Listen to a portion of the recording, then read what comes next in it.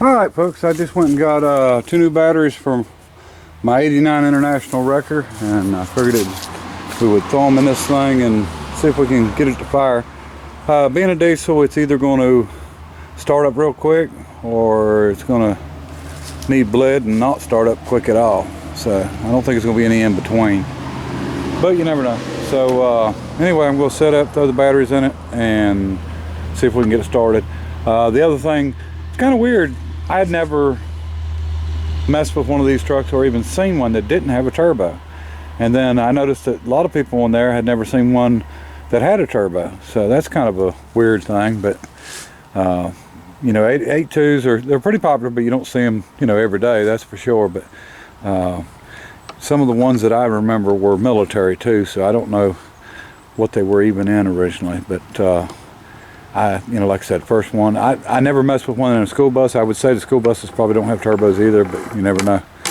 But James Honeycutt, a good friend of mine's got a service truck like this, but a little bigger, that has one in it, and it's got a turbo. So anyway, let's see if we can get her started. All right, batteries are in. Hadn't tried anything yet. See what happens.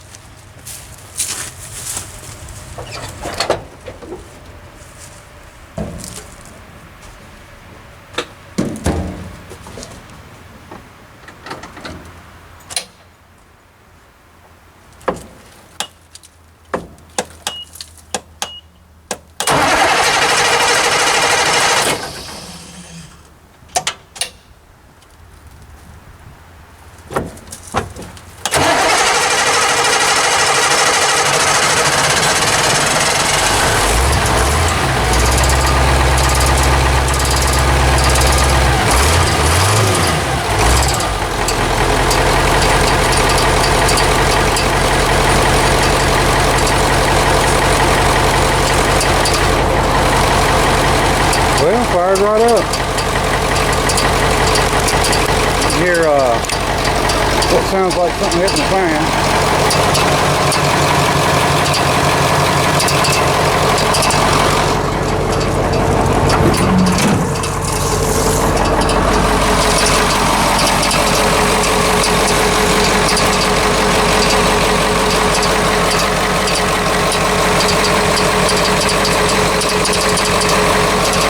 Got a lot of weeds in there.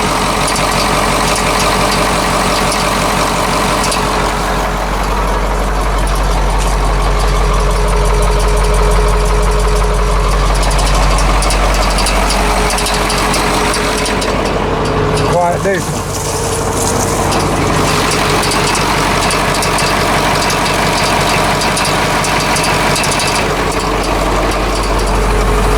Clutch is fan to the floor too. I don't know if it's hydraulic or not.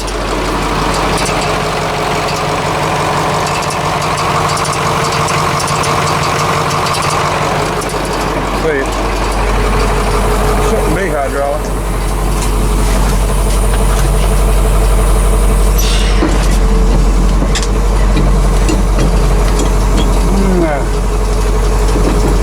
Trying to come up. I'm try to move. We're gonna go reverse. I don't want to hit my pickup truck.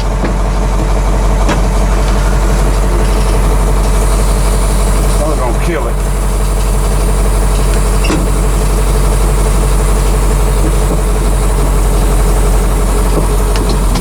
Oh, there we go. Yeah, she's trying to move. You just clutch to release. There. A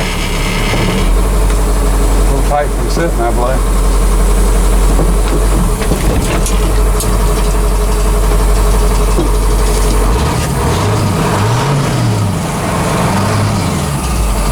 See if I can find out what's hitting up there on the fan.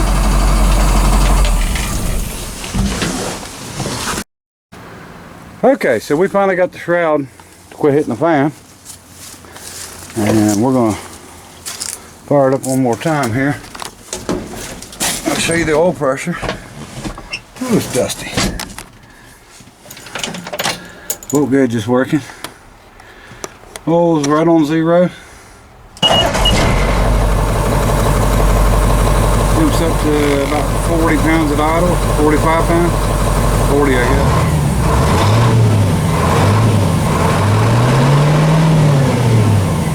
up to about 49 or 50.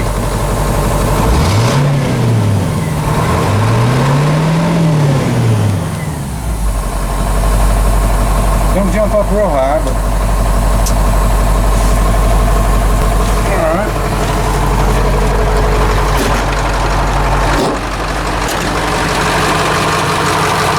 Sounds a little better without that rubbing.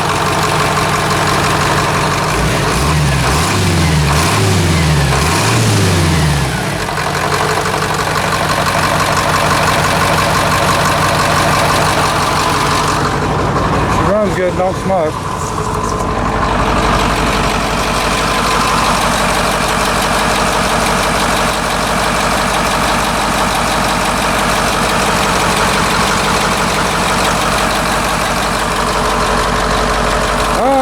Well, we'll figure out what we're going to do with it. We'll just keep it here a while and maybe we'll decide something on it.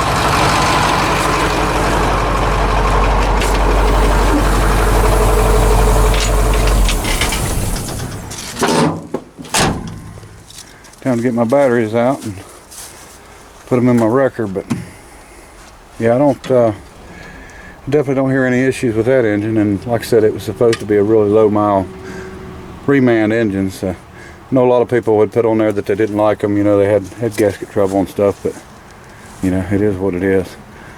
I had a C60 one time with a gas motor that still to this day don't know what was causing it, but where your water pump bolts on, it's just a regular 350 4-bolt main, but where your water pump bolts on, the hole on the passenger side going into the block for the water to travel through, directly on the inside of that on the cylinder, about once every 2 weeks I would melt a piston and it would gold the side of the piston, the rings would stick to it, it'd go to smoking. I'd bring it in, I'd pull the intake, pull the driver's side head, pull the oil pan, pop it up, put another piston in it, put it back together, you know, I'd hone it, put it all back together and go back to working.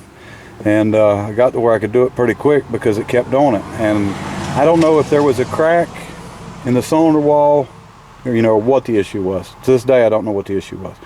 But the point is, or point I'm trying to make, if that had been the only 350 Chevrolet I'd ever owned, I would definitely be saying that they was a pile of junk. But it wasn't. So I've had, you know, plenty of them, and I know that they're not a bad engine, but same way with this 8.2. If someone was to happen to get one and it was a bad one, or it was wore out, it was, you know, wasn't well maintained, or high mileage or something like that, and it gives them trouble, then they're, you know, apt to say it's a bad engine, they won't last, they won't hold up. But you know, unless you've owned a bunch of them and had, you know, some experience with them, you know, it's kind of hard to say that. So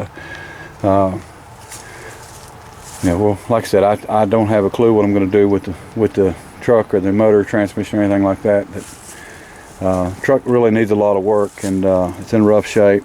The bed's, you know, a little short and small for this truck, and it's my understanding that the 2-speed's not working in it. I don't know whether it's the electric or something mechanical inside, but 2-speed wasn't working, and some major brake issues, you know, about all the way around, and of course master cylinder.